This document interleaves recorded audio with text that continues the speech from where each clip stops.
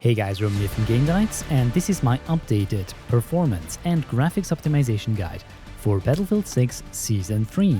Now the goal of this video is to show you guys how each graphics setting in Battlefield 6 affect performance, latency, as well as the visual quality of the game, and help you find the best balance between high performance and good visibility. But first, let me show you how performance on every single map inside of Battlefield 6 has changed before and after Season 3.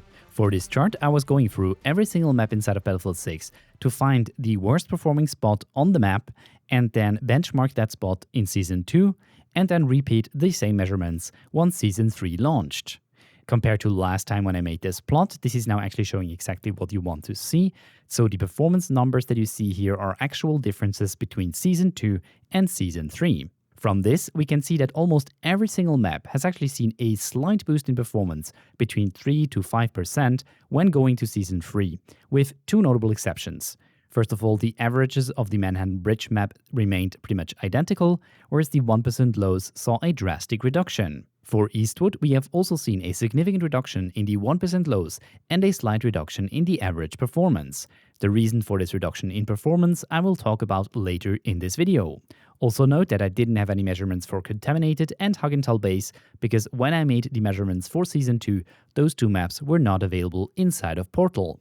Now, besides performance, what I also observed was that the GPU utilization has always significantly dropped when going from Season 2 to Season 3.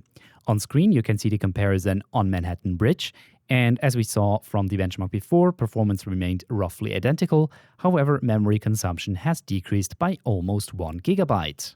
Similarly, for Operation Firestorm, which actually saw a quite nice boost in performance, and we also got a nice reduction in overall VRAM utilization. The same pattern holds true for pretty much every other map in the game, with the exception of Blackwell Fields, which already had a nice low GPU utilization, which didn't get much lower with Season 3. So contrary to popular belief, Season 3 did not reduce performance inside of Battlefield 6 and instead cleaned up the game by reducing VRAM utilization and improved performance across almost all maps. And with that, let's dive right into the graphics quality settings of Battlefield 6 and talk about every single graphics settings, their impact on performance, and whether or not the reduction in performance is actually worthwhile by gaining better visual quality. As we've seen in my last video covering this topic, increasing texture quality does not reduce performance. All it does is increase the VRAM utilization. That means that textures become sharper if you set it to a higher setting, and also the shading of certain aspects of the map are slightly different when going from high to ultra and overkill. Note, however, that the differences are very minor and very hard to notice unless you're really looking for them. And frankly, the difference between low and high is really only noticeable if you're very up close to a texture. As soon as you're getting a little bit further out, as you can see in this example here, you're pretty much not going to be able to notice a difference between low, high, ultra, and overkill. However, on close objects, you do actually notice the difference in quality, which is most noticeable on the gun skins, where you can see between low and high it looks pretty much identical, and then ultra and overkill look much better. Moreover, certain textures become even more high-res when going from ultra to overkill, such as the top side of the scope on this gun. As already mentioned though, the primary impact that texture quality has is on your VRAM usage, and here the differences are much more significant. So the game uses roughly 6 GB on low, then about 7 GB on high, a bit over 8 GB on ultra, and then roughly 10.5 GB on overkill. The exact numbers are of course not the same across all maps, but the differences between these brackets, so about this 1 GB difference between low and high, the other gigabyte between high and ultra, and then another 2 GB between ultra and overkill, I was able to observe across all maps. Now, the first texture quality tests that I did were on the Eastwood map, and here for some reason the performance of the high textures mode is dropping compared to low and ultra. Note that for these tests I actually restarted the game and loaded into the game with the new texture quality setting. So these are reproducible, and whenever I tested on the high setting on Eastwood, I would get significantly lower performance than on low, ultra, or overkill. But this is also the reason why Eastwood saw such a significant drop in reduction in my previous tests when I compared all of the different maps with each other, because for these tests I used texture quality high. Now, when it comes to my recommendation, if you have 8 GB or more VRAM, then I would probably recommend you to use the high mode. Because the game has seen a nice reduction in VRAM utilization across all maps, this mode should now nicely be able to be run on an 8 GB GPU, whereas the ultra mode is definitely reserved to GPUs with more than 8 GB of VRAM. Honestly though, I don't think that the visual improvement between high and ultra is worth it, so in any case I would probably just stick to texture quality high. Next we have texture filtering, or anisotropic filtering as it's called in other games, and as in my previous tests, I don't see any performance impact when increasing this option. Visually though, we now see nice differences between the different presets, whereas before we didn't really see much of a difference between Ultra and Overkill, whereas now we can actually nicely see that this texture at a shallow angle is looking much better with texture filtering on the Overkill setting. So because it looks much better and it doesn't take any performance, I would recommend to set texture filtering to the Overkill preset. Mesh quality noticeably reduces performance, especially on Ultra and Overkill, whereas medium and high only have a small impact on performance. Visually, mesh quality affects the distance at which higher quality polygons are drawn on screen. So basically, at further distances, you see lower resolution assets in the game with lower mesh quality, whereas with higher mesh quality, you'll see them better resolved at further distances. Additionally, mesh quality can also help with reducing this sort of annoying pop-in effect, where certain assets are actually changing their quality when getting closest to them, which is very noticeable here in this example here on low, which becomes already much less noticeable with the high setting because the improvement in polygon count of the different assets happens much further out where they're less noticeable. Of course, the overkill setting gives you the least amount of pop-in, but then again, it also comes with the highest impact in performance. Overall, my recommendation would be to set the mesh quality to high to reduce pop-in and to also make the game look a little bit nicer, but of course, if you're looking for the most competitive settings, then leave mesh quality on low. Terrain quality has absolutely no effect on performance, and also the visual impact of this setting is rather limited. Most importantly, it changes the bumpiness or sort of the tessellation of the ground, which becomes a bit more realistic with higher terrain quality settings, but honestly, the differences between low and high are marginal at best. I personally set this to high to make the game look slightly nicer in certain instances. Undergrowth Quality comes with quite a hefty impact on performance with the newer maps. Now, previously, I wouldn't actually find a difference in terms of performance or visual impact of Undergrowth Quality, but with the new maps released in Season 1, 2, and 3, we actually observed a reduction both in performance and a modification of the visual quality of the game.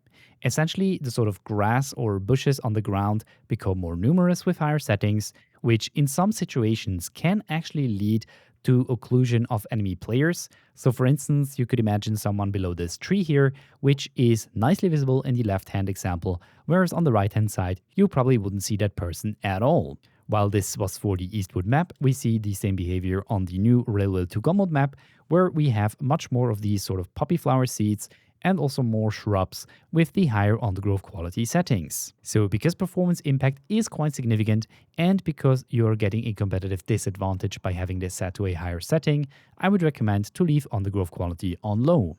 As for effects, I wasn't able to see any performance difference whatsoever, and the only visual difference that I was able to find was on the Hagenthal base map, where the sort of burning server room would emit more of these spark effects that are basically not visible on the low setting. Overall, I don't think this is a setting worth enabling, so just leave it on low. Volumetric quality significantly reduces performance, roughly 2% on the high setting and about 5% on the ultra setting. Now, especially on maps with a lot of particles, volumetric quality becomes quite impactful in that the light or the interaction of light with the particles becomes much sharper and much more refined. But despite that, I would leave volumetric quality on low because of its high impact on performance. Next, we have lighting quality, which, as I've seen before, does not affect performance inside of Battlefield 6. However, it does affect sort of the realism of lighting inside of the world. So essentially, with lighting quality on low, the game looks very flat and it doesn't seem to be very realistically lit. Whereas with lighting quality high, you'll get much more realistic differences in terms of the lighting of individual surfaces. While I did say that lighting quality high actually increased the lighting in some maps previously, I would actually say that the opposite is the case with the newest maps, where everything becomes a bit more dim with lighting quality high. So I guess if you want the best competitive settings, lighting quality low is the way to go. If you want the game to look a bit more realistically lit, then set lighting quality to high. As for local light and shadow quality, this reduces performance by roughly 2% going to high and about 4% when going to overkill. The effect that this setting has is to increase the range at which individual lighting sources actually affect or illuminate the map. So you can see that the light source is visible on the wall. However, the sort of light cone on the ground is not visible unless we increase this setting. Additionally, this setting increases the number of shadows that we see inside of the scene. So while this setting can increase the lighting in some areas, it also increases the shadows in other areas. So it's kind of a win-lose situation there. And finally, this setting also increases the quality of shadows that are caused by dynamic lights. As this has a quite significant impact on performance, and I don't really think you'll gain a much competitive advantage by setting this to a higher setting, I would leave this on the low setting. For sun shadow quality, it's important what you select under shadow filtering, so the first example here are with shadow filtering set to PCF. As in my last video, we see that sun shadow quality has a significant impact on the game, and I would highly recommend to not increase this setting beyond the high setting. Visually, this setting affects the distance at which high-quality shadows are drawn. So for instance, on low, the shadow of the light mast is essentially non-existent, whereas from high onwards, we even see the individual lights. Moreover, we can see that the super high-resolution shadows are even visible for the tree on the bottom part of the image. Besides PCF filtered shadows, there are also PCSS filtered shadows, for which the performance impact is even greater than for PCF filtered shadows, reducing performance by up to 20%. If you select this filtering method, I would not exceed the medium setting. From the visual comparison, we can see that shadows are a bit softer with this filtering method, so they are a bit more realistic, and you no longer see these super high resolution shadows of the tree on the overkill preset in the bottom part of the image, because this is just unrealistic. At a certain distance, you will never get sharp shadows. My recommendation, if you're looking for nice looking shadows, is to actually use the PCSS filtered shadows at the medium preset, or if you want a bit more performance, then select PCF shadow filtering method, again at the medium sun shadow quality. As for the performance impact of reflection, this kind of depends on the map that I test this on. So on Eastwood, which doesn't have a lot of glassy or reflective surfaces, I'm barely noticing any impact of reflections on performance. Whereas when I switch over to Manhattan Bridge, which has a lot of skyscrapers, I'm seeing significant reductions in performance of 11 to 12% by increasing reflections to medium and high respectively. This setting affects any reflective surfaces in-game, so any puddles of water or any glassy surfaces do produce reflections of the world around them, and as the impact on performance can be quite significant, I would recommend to leave this on the low setting. Screen space reflections have quite a significant impact on performance, especially on the high preset, which reduces performance by up to 12%. Essentially, what this option does is to mirror the images that are on screen inside of reflective surfaces. Without this setting, you can see only those reflections that you can affect using the reflection quality setting. While this looks super nice, especially here in Haugenthal Base, we can see how these crates are reflected on the puddle of water. And despite the fact that the kind of pixelation issue that I observed in my last FPS guide is no longer an issue here, I would recommend to disable screen space reflections for the highest performance, but if you want the most immersive gameplay experience, then set this to the low setting. Post-processing quality only affects performance if we actually enable the post-processing filters, which I'll cover in my next video. Screen space ambient occlusion and global illumination is, as always, a significant performance hog.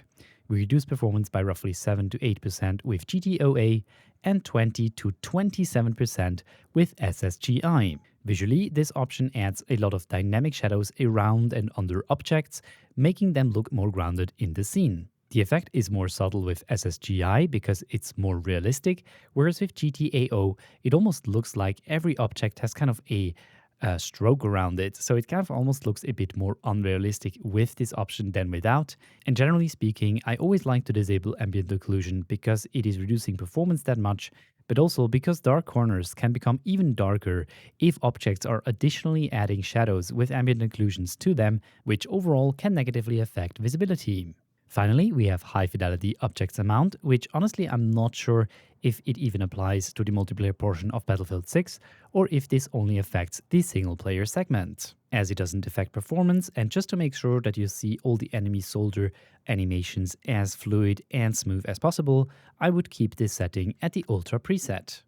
So with that, let me quickly recap my recommended best graphic settings in Battlefield 6 for the best balance between visual quality and high performance.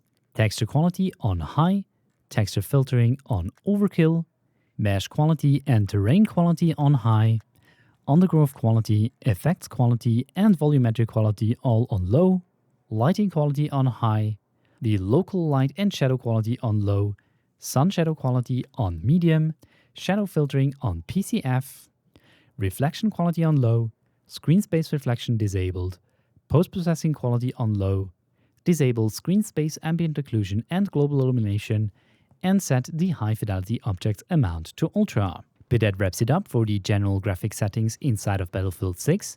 Now originally I also planned to include the advanced graphic settings in this video, however this video is already running rather long and therefore I'm splitting it up into a second part where I'll cover the advanced graphic settings including the upscalers, the anti-aliasing options, frame generation, as well as field of view, post-processing effects, and all of the other graphic settings that I didn't have time to cover in this video.